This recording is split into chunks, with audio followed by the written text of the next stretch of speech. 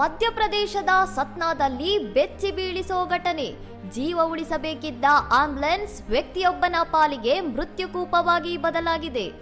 ಉಸಿರಾಟದ ತೊಂದರೆಯಿಂದ ಬಳಲುತ್ತಿದ್ದ ರೋಗಿಯನ್ನ ಆಸ್ಪತ್ರೆಗೆ ತಂದಾಗ ಆಂಬ್ಯುಲೆನ್ಸ್ನ ಹಿಂಬದಿಯ ಬಾಗಿಲು ದಿಢೀರ್ ಜಾಮ್ ಆಗಿದೆ. ಬಾಗಿಲು ತೆರೆಯಲು ಹೊರಗಡೆ ಸಂಬಂಧಿಕರು, ಒಳಗಡೆ ರೋಗಿ ಬರೋಬ್ಬರಿ 30 ನಿಮಿಷಗಳ ಕಾಲ ಹೋರಾಟ ನಡೆಸಿದ್ದಾರೆ.